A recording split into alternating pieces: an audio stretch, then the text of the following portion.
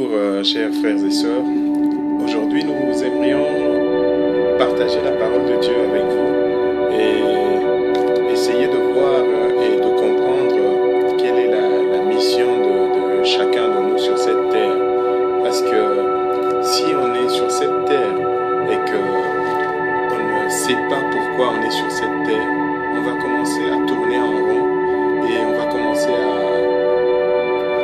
imiter les autres, à faire ce que les autres font, sans pour autant avoir du succès. Tandis que lorsqu'on sait pourquoi on a été créé, quelle est notre mission sur cette terre, là, on va y aller avec assurance, malgré les épreuves, malgré les barrières, les échecs, on va tomber, on va se relever, parce qu'on sait où l'on va. On a un objectif à atteindre, on a une mission à accomplir. Voilà pourquoi la vie des enfants de Dieu, la plupart des enfants de Dieu qui n'ont pas encore découvert leur mission sur cette terre est en train de tourner en rond. Alors, j'ai intitulé ce partage Pourquoi suis-je sur terre? Bien sûr, je ne vais pas vous parler de ma propre expérience, des légendes entendues ici et là, mais nous allons plutôt nous plonger dans la parole de Dieu. Voilà pourquoi je vous invite tous à prendre vos Bibles et nous allons ouvrir dans l'évangile de Luc, le chapitre 4, à partir du verset 16 à 19. Jésus, rempli du Saint-Esprit, revint du Jourdain et il fut conduit par l'Esprit dans le désert.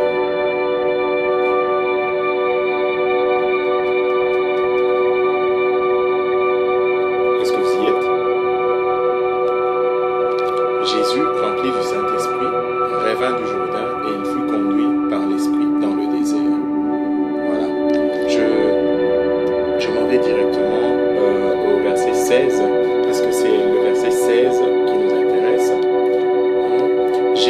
Jésus se rendit à Nazareth, où il avait été élevé, et selon sa coutume, il entra dans la synagogue le jour du sabbat.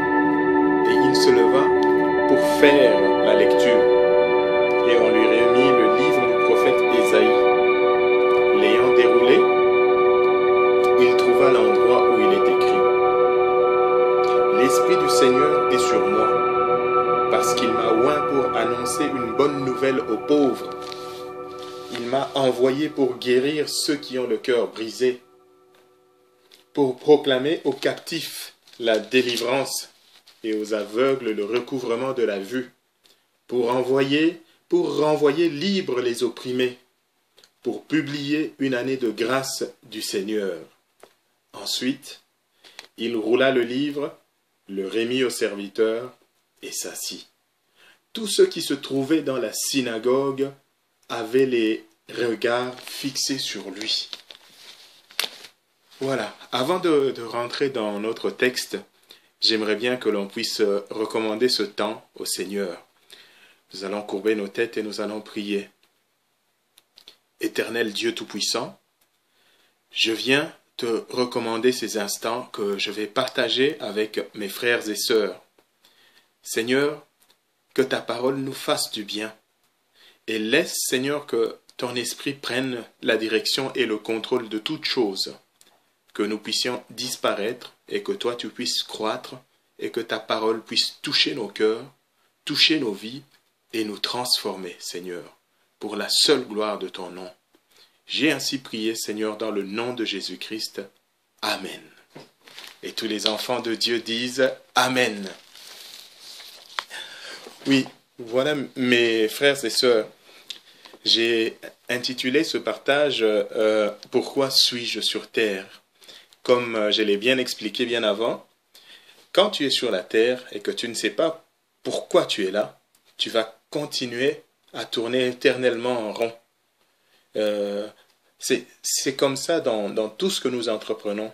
Dans les études, si tu te lances dans les études et que tu ne sais pas ce que tu veux vraiment faire, tu vas commencer à changer chaque année de faculté en faculté ou de profession en profession. Et c'est comme ça dans dans toute notre vie. Il faudrait savoir ce que l'on veut, pourquoi on est là et quelle est notre mission et comment l'accomplir. Ici, dans le texte que nous venons de lire, nous voyons, on nous parle de Jésus. Jésus qui est le Fils de Dieu. Jésus qui est notre Seigneur et Sauveur. Lui, il est venu sur cette terre et il avait une mission à accomplir. Quelle était la mission de Jésus? Il l'a bien énoncé dans le texte. Si vous voulez bien revoir avec moi dans la parole, à partir du verset 18, Jésus-Christ est en train de donner son ordre de mission, quoi, d'expliquer à tout le monde pourquoi est-ce qu'il était sur cette terre, quoi. Pourquoi est-ce que Dieu l'a envoyé sur cette terre. Alors, il commence à dire, pour annoncer la bonne nouvelle. C'est quoi cette bonne nouvelle? On entend toujours parler de bonnes nouvelles par-ci, bonnes nouvelles par-là. Mais quand on ouvre nos télévisions, c'est toujours des histoires de guerre, des histoires d'avions qui tombent par-ci, par-là, des morts, des catastrophes, des calamités. Mais en fait, il n'y a pas de bonnes nouvelles aux nouvelles, quoi. Mais ce n'est pas là-bas que nous devons aller chercher la bonne nouvelle. La bonne nouvelle pour nous, enfants de Dieu, se trouve dans la parole de Dieu. La bonne nouvelle, c'est que nous qui étions perdus auparavant, on était tous pécheurs. Notre sort, c'était la mort.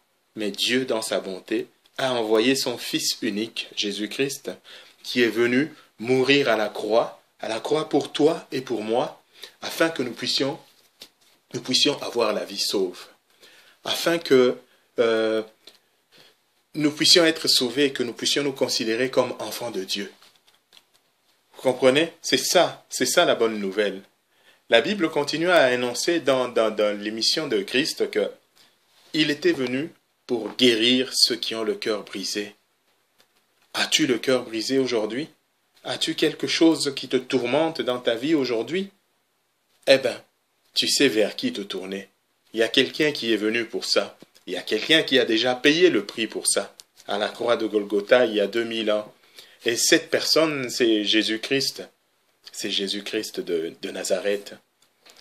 La Bible continue toujours en nous donnant la mission de Christ, qu'il est venu proclamer aux captifs la délivrance et aux aveugles le recouvrement de la vue.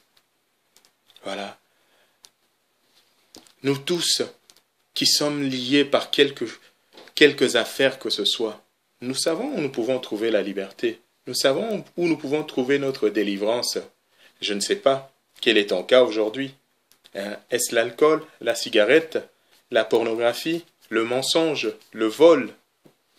Chacun de nous est lié quelque part. Mais ce n'est qu'en Christ que nous pouvons trouver, s'il vous plaît, la liberté. Que nous pouvons trouver la délivrance complète et totale. Parce que nous sommes appelés à être libres. C'est en Christ que nous pouvons trouver la liberté. Et il est venu pour ça. C'est sa mission. Il l'énonce clairement dans les Écritures. Pour toi, mon frère, pour toi, ma sœur, qui cherche encore le but de ta présence ici sur terre, moi, je ne peux que te recommander à te tourner vers Christ. À te tourner vers Christ. Quand tu le connaîtras, lui, tu connaîtras aussi ta mission sur cette terre. Alors, je continue. Dans la mission de Christ, il est encore dit que il est venu pour renvoyer libres les opprimés. Toutes ces personnes qui sont opprimées par quelque problème que ce soit, maladie, tristesse ou que sais-je encore. La Bible ne nous dit-elle pas que venez à moi, vous tous qui êtes fatigués et chargés, je vous donnerai du repos. Alors, il ne faut pas hésiter. Il ne faut pas chercher à venir à Christ avec nos fardeaux, mais en cherchant à les garder sur notre tête. C'est comme cette anecdote que j'ai entendue. Il y avait dans un village une dame qui faisait des kilomètres et des kilomètres pour aller transporter du bois pour faire du feu. Eh bien, un jour, il était sur la route avec beaucoup de bois sur la tête. Un monsieur qui passait dans une camionnette s'est arrêté, une camionnette avec de l'espace derrière, pour aider cette dame, parce qu'il voyait qu'elle était trop chargée, quoi, et que c'était sur sa route. Le monsieur s'arrête, il demande à la dame, « Ah, vous allez de quel côté ?» Et la dame lui dira, « Oui, je vais par là. » Il dit, « Ok, je peux vous avancer de quelques kilomètres. » La dame est montée à l'arrière, mais elle a gardé son fardeau de bois sur la tête, malgré qu'elle était sur la camionnette. Eh bien, ça c'est une image un peu des enfants de Dieu qui venons à Christ, mais nous ne voulons pas lui laisser nos fardeaux. Nous voulons toujours les garder sur nous, alors que lui, il est venu pour nous renvoyer libres. Hein. Venez à moi, vous tous qui êtes fatigués et chargés, je vous donnerai du repos. Hein. Le repos est en Christ. Le repos est en Christ. De nos propres efforts, on ne peut rien changer. On ne peut rien changer à notre situation. Mais quand nous acceptons son sacrifice à lui, le sacrifice unique et parfait de Jésus-Christ à la croix, c'est là où nous trouvons du repos. C'est là où nous pouvons voir les choses d'une autre façon. D'une autre façon. Les difficultés seront là. On ne dit pas que quand on devient enfant de Dieu, toute chose disparaît, tout devient facile. Mais non, non. Je n'aimerais pas vous raconter des histoires où vous prêchez l'évangile à l'eau de rose. Non, non, non. La Bible même est claire. Dans Matthieu, dans l'évangile de Matthieu au chapitre 10, le verset 16, hein, Christ lui-même dit à ses disciples, « Je vous envoie comme des brebis au milieu des loups. » Les loups, là, on sait ce que les loups font, quoi, quand ils voient les brebis. Ils les tuent. Mais Christ ne nous envoie pas pour aller mourir au milieu de loups, parce qu'il nous a donné la force, il nous a donné sa puissance, il nous a donné sa parole, et on n'est pas seul. Il y a son esprit qui est avec nous, et qui, au moment opportun, nous dira ce qu'il faut faire afin de nous sortir du milieu des loups. Je continue. Renvoyer libres les opprimés. Voilà. Toi qui te sens opprimé, toi qui te sens incompris, toi qui te sens mal aimé, toi qui te sens, le monde ne te comprend pas. Eh bien, viens à Christ. Viens à Christ parce que tu vas l'aider dans sa mission. Il ne fait qu'attendre. De toutes les façons, notre Dieu ne forcera jamais quelqu'un à venir à lui. Comme il est écrit dans le livre de la Révélation, ou Apocalypse si vous voulez, que voici je me tiens à la porte et je frappe. Celui qui ouvrira, je rentrerai et je souperai avec lui, et lui avec moi. Voilà, ça ne dépend que de toi et de moi. Mais lui, il est là, à la porte, et il frappe. Veux-tu le laisser entrer?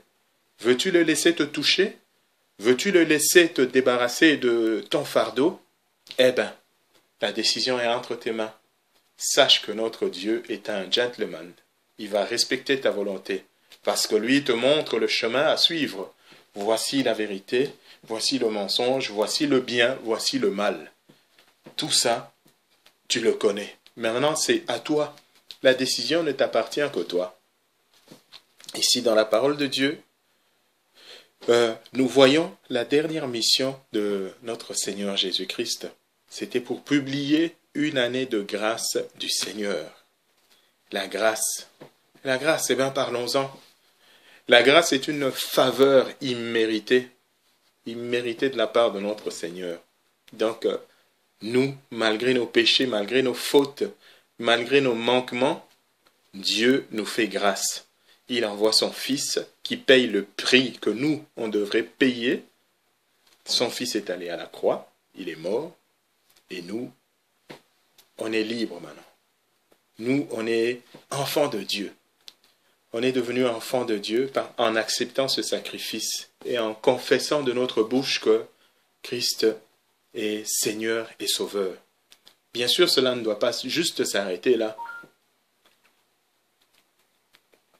cela ne doit juste pas s'arrêter là, mais ça prend des enseignements, ça prend la connaissance de sa parole, des affermissements, être assis vraiment et affermi dans la parole de Dieu, vivre et mettre en pratique cette parole de Dieu afin de pouvoir grandir et aller de l'avant avec notre Seigneur. Parce que il y a des gens qui... Vous pouvez regarder sur Internet pour trouver des infos détaillées sur cela, ne doit juste pas... Tu peux aussi profiter de cette grâce du Seigneur parce que elle est là, elle est disponible, elle est encore disponible aujourd'hui. Mais c'est une question de décision. C'est une question de décision parce que c'est à toi d'avoir cette soif, c'est à toi et à moi d'avoir cette soif, de vouloir le connaître lui et lui seul, afin de pouvoir connaître notre mission sur cette terre. Parce que quand tu le connaîtras, tu sauras pourquoi. Chacun de nous a été créé pour quelque chose. Tu n'es pas là par hasard. Tu n'es pas un fruit du hasard. Hein? Dieu savait que tu seras sur cette terre et que tu as quelque chose à accomplir dans quelque domaine que ce soit. Voilà. Est-ce que tu veux connaître ta mission? Est-ce que tu veux connaître ce pourquoi tu as été créé? Eh bien, accroche-toi au Seigneur. La grâce est disponible. La grâce est encore là. Nous voyons que Christ, en venant, quand il a lu cette parole de l'Écriture, quand on essaye de se remettre dans le contexte, il rentre dans la synagogue, il prend la parole, il ouvre et il lit le texte d'Ésaïe. Ces gens-là, à l'époque, ils avaient l'habitude d'entendre cette parole. Ils avaient l'habitude d'entendre et ils attendaient à ce qu'un Messie puisse venir, quelqu'un pour les sauver et tout. Mais on voit bien qu'à la fin, Jésus leur dit que cette parole que vous venez d'entendre vient de s'accomplir. Oui. Ça a dû en surprendre. Hein. Quand on continue le texte, on voit bien que les gens étaient surpris, les gens étaient étonnés, on le regardait autrement. Voilà. Ben, c'est toujours comme ça, quoi. Mais lui, il a bien continué dans le texte pour leur dire que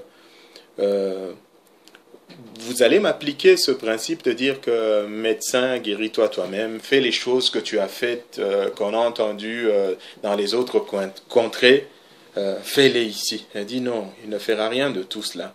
C'est juste pour pousser les gens à aller vers lui, à aller rechercher davantage que de simples miracles. Ne soyons pas ces chrétiens qui courent après les miracles. Les miracles, c'est pour les païens. Et nous, on doit rester fondés dans la parole, dans les vraies Écritures. Les miracles ne font que nous accompagner. N'est-il pas écrit dans la parole de Dieu que voici les miracles qui accompagneront ceux qui auront cru? Voilà. Donc, cherchons à connaître notre mission, cherchons à nous accrocher à notre Seigneur Jésus-Christ, et c'est de là que tout partira. C'est de là que tout va éclater et que toute la gloire va lui revenir. Pourquoi suis-je sur terre? Pourquoi suis-je sur terre? Tant que toi et moi n'aurons pas découvert le but de notre passage sur cette terre, nous allons continuer à errer ça et là. Nous allons continuer à tourner en rond sans résultat. Chaque chose que tu vas commencer, ça va bien aller au début, mais ça va s'arrêter au milieu. Tu vas commencer un travail, ça va aller, et puis ça va s'arrêter. Tu commences une œuvre de Dieu, un ministère, ça va commencer, et puis ça va s'arrêter. Parce que, est-ce que tu es sur la voie? Est-ce que tu es dans ta mission? Est-ce que tu es dans ton appel? C'est ça. Et puis, j'aimerais juste attirer l'attention aussi de beaucoup d'entre nous. Ce n'est pas le commencement d'une chose qui est vraiment à considérer, c'est la fin. Parce que quand nous pouvons voir dans les Écritures ou dans la vie de tous les jours, il y a beaucoup de personnes qui ont bien commencé, mais qui ont mal fini. Est-ce qu'ils étaient dans leur mission? Est-ce qu'ils avaient vraiment la peine de Dieu? Mais là n'est pas notre sujet aujourd'hui. Le sujet d'aujourd'hui, c'est de savoir Pourquoi est-ce que toi et moi, nous sommes sur cette terre? Pourquoi est-ce que toi et moi, Dieu nous a placés sur cette terre? Ce n'est sûrement pas pour rien. C'est pour accomplir quelque chose. C'est pour que nous puissions accomplir notre mission. Mais encore faut-il la connaître, cette mission. Nala. Je disais que toi qui as l'impression de tourner en rond, tout ce que tu commences n'aboutit pas. Tout ce qui commence bien, mais finit en cours de route et ça s'arrête. Et c'est toujours comme ça, c'est comme un cercle vicieux. Tu as besoin de t'arrêter et de te poser la question. Suis-je encore sur la route? Suis-je même sur la route? Parce que la route, quand je parle de la route, la Bible déclare que Jésus-Christ est le chemin, la vérité et la vie. Alors toi, es-tu en Jésus-Christ? L'as-tu accepté comme Seigneur et Sauveur? Parce que là tu seras sur la route. Là tu verras le bout du tunnel, parce que les loups peuvent sortir de gauche et de droite, mais toi, comme tu es sur le chemin, tu vas rester ferme. Tu vas rester ferme, tu ne te laisseras pas ébranler par quoi que ce soit. Et juste pour nous aider à encore expérimenter la grâce, comme notre Seigneur est venu publier l'année de grâce. Et cette grâce, je vous assure et je vous dis, mes chers frères et sœurs, qu'elle est encore disponible aujourd'hui. Il suffit à nous de nous déclarer, de le recevoir comme Seigneur et Sauveur. C'est ainsi que nous allons rentrer aussi dans cette année de grâce. C'est ainsi que nous allons découvrir aussi notre mission. C'est ainsi que Dieu va nous utiliser parce que nous serons à la bonne place. Nous serons dans notre mission. Vous savez, dans la vie, je vais vous donner un exemple. Nous voyons des fois des films à la télévision ou au cinéma. Il y a des gens qui ont des petits rôles. Par exemple, toi, ton rôle à toi, c'est juste de dire bonjour à quelqu'un dans un film. Mais pour ce rôle-là, tu dois le connaître, tu dois apprendre, tu dois répéter. Et ça ne peut durer que quelques secondes, des fois. Mais c'était ça. Tu as été engagé pour ça, et c'est juste ça. Fais-le bien, et tu auras réussi ton film. Même si ton nom passe juste à la fin du film, mais toi, tu sais que tu as tourné dans ce film, tu sais que tu as accompli ta mission. C'est comme ça avec nous aussi, les enfants de Dieu. Ce n'est pas tous qui sont appelés à prêcher. Ce n'est pas tous qui sont appelés à se tenir devant l'assemblée, mais non. Nous avons chacun de nous une mission. Il faudrait juste la connaître afin de l'accomplir avec du succès. Qu'est-ce que je veux dire par là? Quand on regarde dans la parole de Dieu, nous allons le lire dans Matthieu chapitre 3, du verset 1 à 12. Qu'est-ce que la Bible nous dit? Dans Matthieu chapitre 3, le premier verset jusqu'au 12e.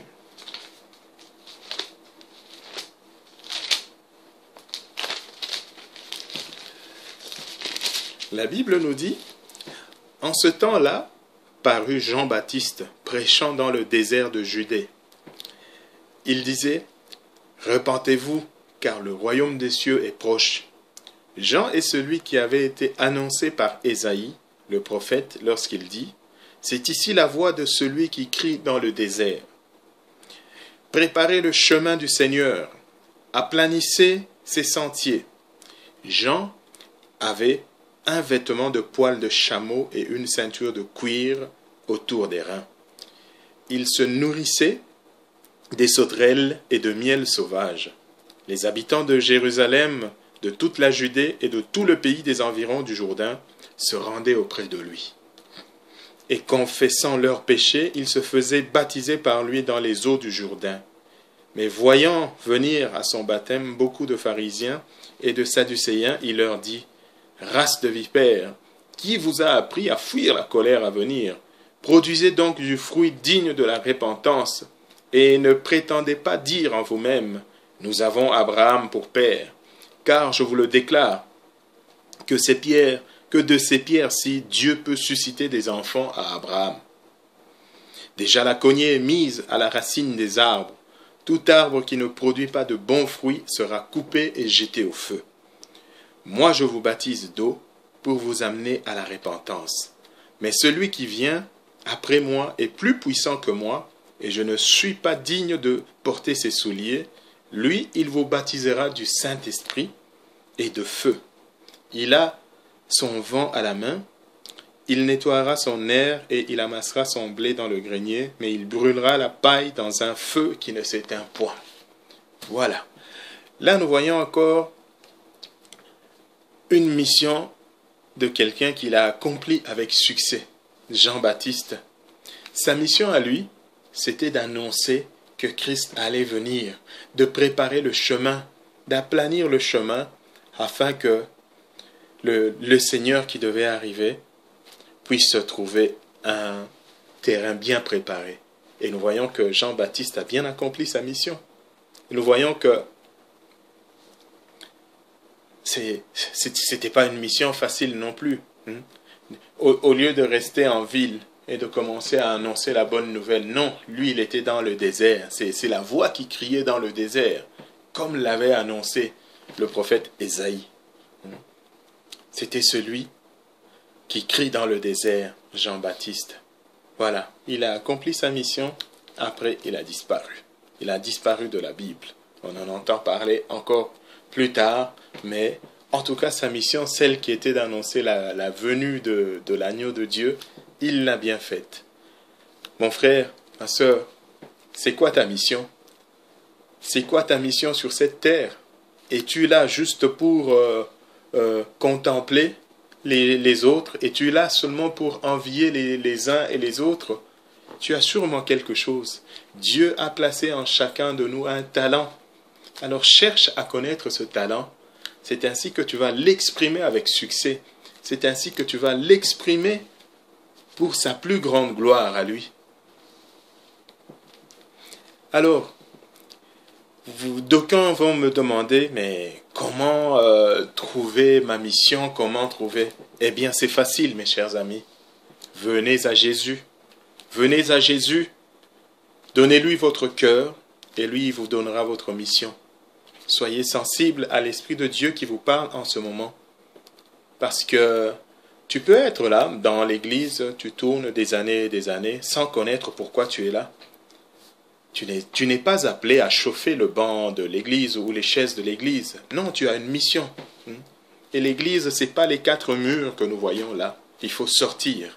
On vient, on reçoit, on loue le Seigneur, on adore le Seigneur ensemble, mais c'est en dehors. Parce que nos vies doivent être comme des épîtres comme des livres ouverts. Tout le monde doit pouvoir lire et connaître l'histoire de Jésus au travers de nos vies, sans avoir à citer aucun verset.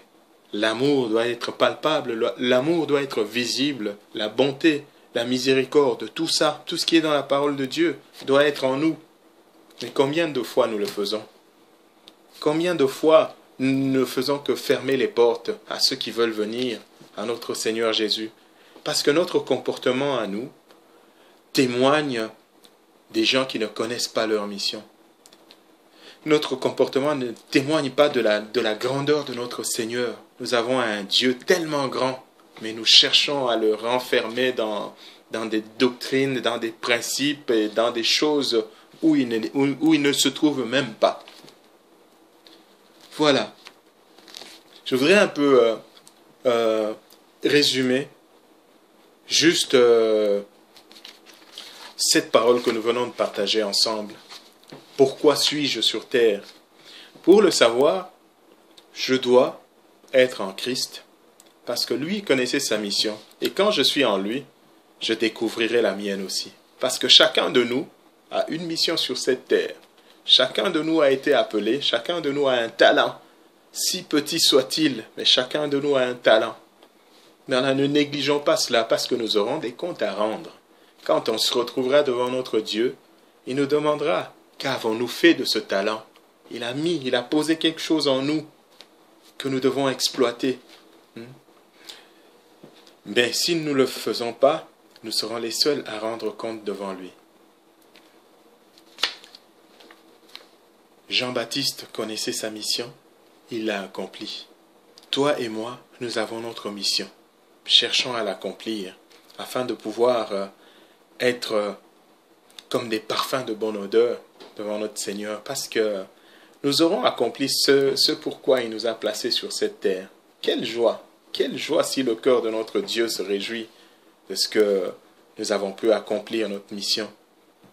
Et voilà, j'aimerais finir ce message en bénissant le nom de notre Seigneur et en recommandant chaque frère et chaque sœur qui va entendre cette parole de pouvoir se poser la question et d'y réfléchir.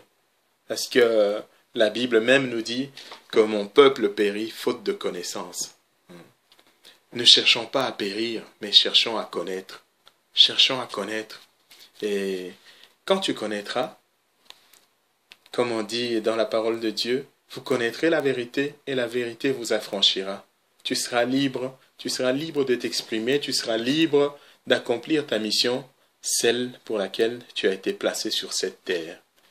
En tout cas, mes chers frères et sœurs, j'ai été très content et très béni moi-même par cette parole. Je demande à ce que le Saint-Esprit, l'Esprit du Dieu vivant, puisse continuer à ouvrir votre intelligence, puisse continuer à toucher vos cœurs, de façon à ce que vous et moi, nous puissions connaître notre mission, que nous puissions l'accomplir pour la plus grande gloire de Dieu. Oui, Seigneur Dieu, je te bénis, Seigneur, et je te rends grâce. Je te remercie pour chaque frère et chaque sœur qui va suivre cette parole.